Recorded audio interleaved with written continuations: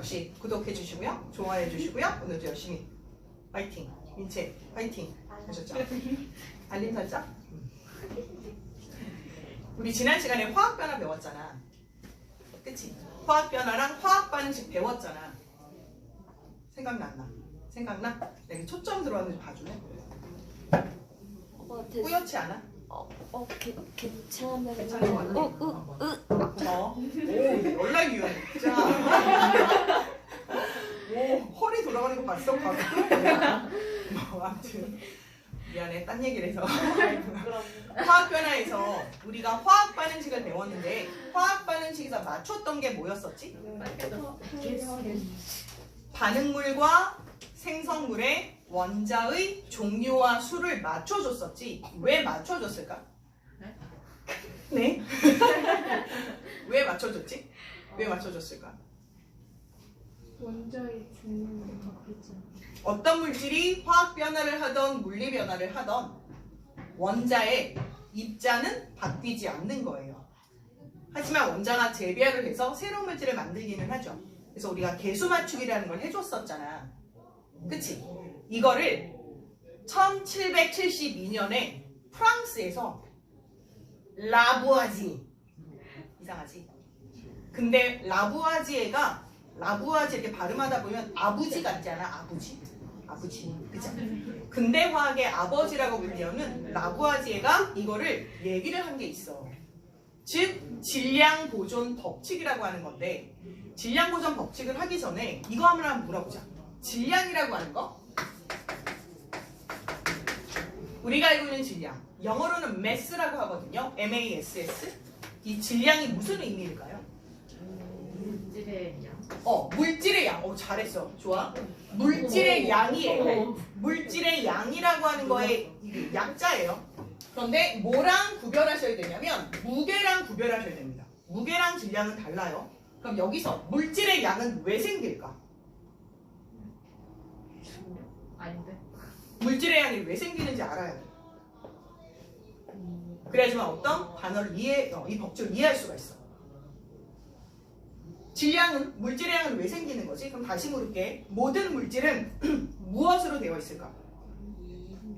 분자. 더 쪼개면 원자라고 하는 입자로 되어 있단 말이야. 그럼 입자를 다시 한번 떠올려보자. 원자는 어떤 구조지? 원자핵과 전자로 이루어져 있는데요. 원자핵은 어느 정도의 양을 갖고 있어요. 원자핵의 양성자와 중성자를 갖고 있어서 양을 갖고 있고, 입자로 되어 있다는 건 양을 갖고 있다는 겁니다. 그죠? 그래서 우리들은 모두 뭘로 이루어진? 입자로 이루어진 물체가 되는 거죠. 분필도 마찬가지고 너희들도 마찬가지예요. 이해하셨죠? 그러면 모든 물질은 다 뭐가 있다? 질량을 갖고 있습니다. 그럼 질량이 있다고 무게가 있을까? 라고 한다면 그건 아니래. 왜 아니래? 우리가 우주 정거장의 사진이나 그림들을 보거나 혹은 화면들을 보면 사람들이 걸어 다니지 않거든? 어떻게 다니지? 뛰어다니니? 아니었던 것 같은데? 어떻게 다녀요? 둥둥 떠다녀요. 마치 헤엄치듯이 다닌단 말이죠? 왜 이 사람들은 헤엄치듯 다닐까요? 그죠? 중력이 없어요. 세 글자로 무중력 상태에 있다라는 표현을 쓰거든요. 무중력 상태라고 하면 사람을 바닥에 잡아둘 수가 없어요. 그럼 중력이 뭐였는데? 끌어당기는. 그렇죠. 어떤 물체를 끌어당기는 힘이에요. 그게 없으면 무게가 없죠. 그래서 우리는 몸무게를 측정한다라고 할 때 몸무게 측정 방법은 체중계를 바닥에 놓고 올라가잖아요. 올라갔을 때 바늘이 돌아가는 걸 보고 혹은 얼마 할 때 기록이 되죠. 디지털 체중계는. 그랬을 때 얼마인지 아는 거잖아요. 만약에 바닥에서 너를 끌어당기는 힘이 없으면 무게를 측정할 수 없어요. 무중력 상태인 사람에게 몸무게를 어떻게 측정할 건데? 떠다니고 있는데. 그럼 측정할 수 없죠. 게다가 무게는 장소에 따라 바뀌어요. 지금 선생님이 예를 들어서 60kg이다. 몸무게가 60이다. 그러면 달에 가도 60일까? 그건 아니잖아. 왜? 달에 가면 지구가 끌어당기는 힘보다 더 작게 끌어당기거든요. 6분의 1만큼. 그래서 선생님이 약 10kg로 관측이 될 거예요. 측정이 될 거예요.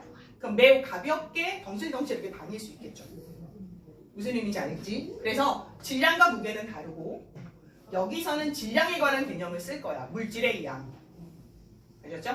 다시 그럼 우리가 앞서서 화학 반응식에서 개수 맞추기를 해줬던 이유가 뭐였다고?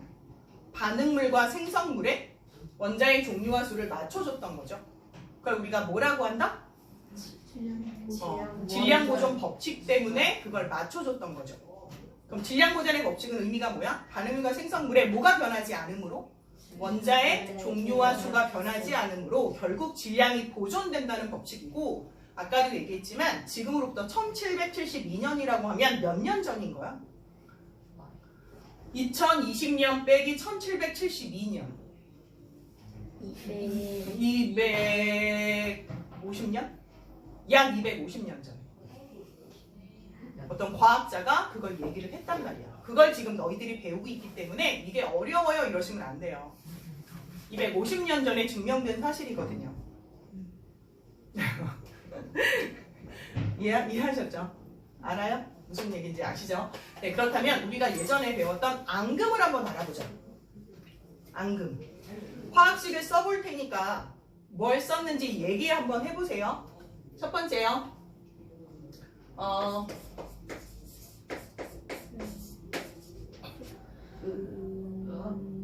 뭐라고 읽을까요? 염화은이에요. 염소가 없는데. 질산은이라고 읽습니다. 질산은은 어떻게 이온화하죠? 물에 녹아서 Ag 플러스와 NO3 마이너스로 이온화합니다. 그치? 더하기 뭐 할까? 뭐 하면 좋을까? 그래? 난 이거 할래. 이름이 뭐지? 염화나트륨. 염화나트륨 이온화했어요. 그럼 염화나트륨 이온화 어떡하지? Na 플러스와 Cl 마이너스로 이온화를 합니다. 그죠? 그런데 앙금이라고 했잖아 선생님이 지금. 뭐라고 했다고? 앙금이요. 앙금이라고 하는 애는 뭘 앙금이라고 하는 거였지? 비유적으로 국어에서 이런 얘기를 쓰기도 해. 친구랑 싸웠어. 근데 아직 화가 안 풀린 거야. 그래서 그 친구한테 딱 얘기해. 난 아직 앙금이 안 풀렸어. 이렇게 얘기할 수 있어. 그랬을 때 그건 무슨 뜻일까? 무엇인가? 아직도 남아있는 게 있다는 거죠. 그런 형태로 쓰기도 하고 팥, 앙금, 빵 이렇게 얘기하기도 하잖아요. 그 앙금이 뭔데? 단팥이야? 뭐죠?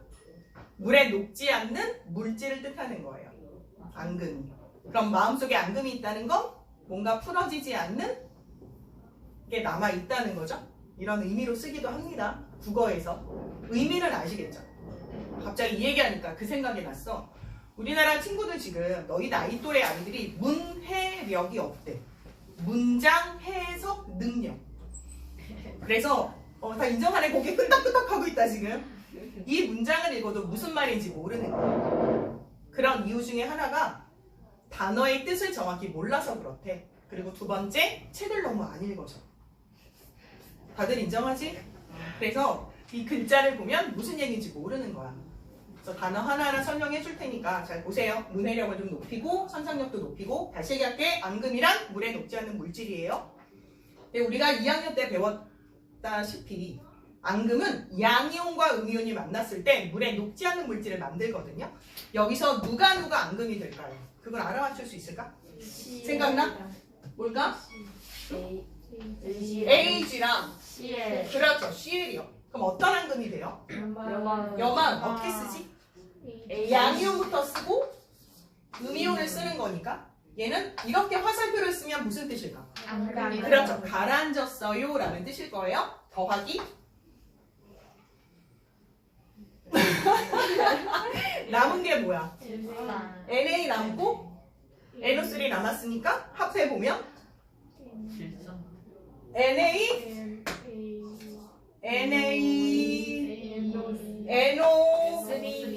이렇게. 그치? 물론 얘도 물에 녹아 있겠지만 얘는 물에 가라앉을 거예요. 무슨 색 앙금이었는지 생각나? 그렇죠. 흰색 앙금이에요. 그럼 다시 물을게요. 여기서부터 여기까지 식을 썼는데 이걸 우리가 뭐라고 부른다? 화학 반응식이라고 한다. 화살표 왼쪽에 있는 것을 반응물이라고 하고 오른쪽에 있는 것을 생성물이라고 한다. 자꾸 얘기해야 돼. 뭐가 중요하댔어? 지식이랑 머릿속에 있는 거 자꾸 내뱉는 거. 너희들이 리액션을 좀 해줘야 머릿속에서 차곡차곡 정리가 잘 돼요. 내 말을 믿어. 나는 진실만을 얘기한다니까? 진짜야? 아닌 것 같아? 맞는 것 같지? 거봐. 말을 좀 해줘. 야, 너희들의 목소리가 얼마나 멋있는데 지금 나오고 이러면 안 돼? 목소리 열나 멋있네. 아무튼 자, 그래서 여기 보세요. 얘는 반응물이고요, 생성물이에요. 맞죠? 그랬을 때 뭘 맞춰준다고? 원자의 종류와 수를 맞춰줄 건데 이제 원자의 종류와 수를 맞춰볼까? AG 하나, NO3 하나, Na 하나, ClCl 하나. 아, 이런 고칠 게 없네. 다 된 거죠. 그럼 우리는 이런 물질들 우리가 뭐라고 부르냐면 화합물이라고 부르죠. 글자 왜 이래? 화합물이요. 뭐라고 부른다고? 화합물. 화학적으로 결합된 물질이란 뜻이야. 딴짓하지 마. 화학적으로 결합된 물질 줄여서 화합물. 그럼 얘네들 다 화합물인 거죠? 그치? 그랬을 때 지금 질량이 변했을까 안 변했을까? 안 변했어요 라고 얘기해 주는 거야. 그럼 이런 경우에는 어때? 나무를 상상해 줘야지. 나뭇가지를 태웠어. 화르르르르르 막 불이 나. 그럼 나뭇가지가 활활 타. 그럼 뭐가 남아 나중에? 재가 남는데 재가 처음에 나뭇가지에 비해 무거울까 가벼울까? 가벼워. 그럼 질량 보존 안 됐지. 네? 아니, 왜? 질량 보존 안 됐지. 라고 하면 안 돼. 왜? 네? 질량 보존이 됐어. 왜냐면 날아간 여러 가지 염기 성분을 다 모아서 질량을 측정하면 질량이 보존될 거라고. 이게 바로 질량 보존 법칙의 의미야. 다시 얘기. 질량 보존 법칙이란 뭘 의미하는 거야? 반응물과 생성물의 질량이 같은 거야. 왜 같은 거야? 원자의 종류와 개수에 변함이 없기 때문이야. 중간에 이렇게 화학 반응을 하면서 원자의 종류와 수가 뭐 사라지거나 새로 생기거나 이러지 않기 때문이거든. 어려운 거 없죠? 없죠? 예, 그럼 여기서 질문할게요. 얘는 지금 화학 변화야, 물리 변화야? 화학 변화. 그럼 화학 변화에서 질량 보존 법칙 성립한 거죠? 무슨 법칙이라고요? 질량 보존 법칙이요. 이 사람은 유명하니까 이름 기억해줘도 돼. 라부아지에라고 하는 사람이에요. 그쵸? 그러면 물리 변화에서는 질량 보존 법칙이 성립할까요? 안 할까요? 예를 들어 물 100ml 잘 모르겠지. 200ml 이 정도는 알아야 되는데 우유팩 하나니까. 그치? 우유팩 정도의 물을 얼렸어. 그러면 물 200ml를 얼리면 몇 ml 얼음이 될까? 물론 밀리수는 바뀌지만 다시 200g의 물을 얼렸어. 그럼 몇 g의 얼음이 될까? 200g의 얼음이 되잖아. 물론 200ml의 물을 얼리면 200ml의 얼음이 되진 않아. 왜일까? 밀리리터는 뭘 의미하는 거지? 무슨 단위야? 부피의 단위야. Oh no. 부피의 단위야. 그거는 뭐 다음 시간에 한 번 더 해드릴게요. 그럼 다시요. 아까 전에 선생님이 그램 얘기했었잖아요. 밀리리터 얘기했었잖아요. 밀리리터는 누구 단위라고? 부피요. 그럼 그램은 누구 단위일까요? 질량의 단위입니다. 무게 단위는 사실은 무게는 너희들이 중학교 1학년 때 배우긴 했을 것 같은데 킬로그램의 F라고 하는 중력값을 곱해야 무게가 돼요. 그리고 얘를 뉴턴이라고 하는 걸로 바꿔 쓸 수가 있어요. 그런데 우리는 킬로그램 힘이라고 얘기하지 않고 그냥 킬로그램이라고 줄여서 쓰는 것 뿐이었어요. 몸무게를 측정할 때. 그쵸? 갑자기 여기까지 모르는 거 없으세요? 없으세요? 없으세요? 네. 그럼 앙금 생성 말고 연소 반응식 한번 볼게요. 연소에서도 질량 보존 법칙이 성립하는지. 아까 전에 얘기했던 메테인을 연소시키는 거예요. 식 어떻게 쓴다고? 좀 빨리 해볼까? CH4. 그렇죠? 연소한다는 건 누구랑 결합해서? 그렇죠. 산소랑 느리게 빠르게 결합해서 무엇을 발생시키면 연소라고 해? 그렇죠. 두 가지. 빛과 열입니다. 그치? 그래서 얘는 어떻게 될까? 여기 나와 있는 성분이 생성물이 됩니다. 그치? 반응물이 가진 원자들이 재배열을 해서 생성물이 될 거예요. 여기 없는 건 나올 수 없어요. 질소기체 여기서 생성될 수 없어요. 그럼 뭐가 나올까? 이산화탄소 어떻게 쓰지? 그렇죠. CO2라고 쓰고 더하기 물 나온다고 얘기했었죠. 생각나요? 무슨 물? 반응물. 무슨 물? 생성물. 원자의 종류와 수를 맞추기 위해서 우리가 개수를 정해줍니다. 개수란 앞에 있는 큰 수를 조정해 주는 거죠. 생각나? 순서는 초이스라 그래서 CH5의 순서로 맞추기로 약속을 했습니다. 자, 그래서 얘도 CH로 볼게요. 여기 탄소 몇 개라고? 한 개. 수소 몇 개라고? 네 개. 그치? 네, 그 다음 그 다음에 산소는 두 개죠. 근데 얘는 탄소 하나. 전체 다 보는 거예요. 전체 다. 수소는 두 개예요. 여기 네 개인데 어쩔까? 어디? 물 앞에 2라고 하는 큰 숫자를 붙이면 물 분자라고 하는 게 총 몇 덩이가 되죠? 두 덩이가 되죠. 그래서 앞에 2라고 써주면 결국 수소 원자가 4개가 되는 거예요. 네, 그 다음 산소는요. 여기 산소 총 몇 개죠? H2O가 두 덩이가 있다는 건 O라고 하는 원자가 여기서 2개, 여기서 2개. 그래서 결국 4개가 되는 거지. 알아듣겠니? 자, 그 다음 얘는? 얘기해보자. 예. 네. 안 보여요? 네. 2죠. 네. 그래서 여기는 얼마?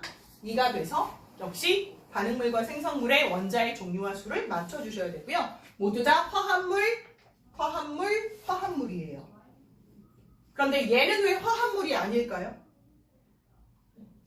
한번 추측해서 얘기해 볼래? 분명히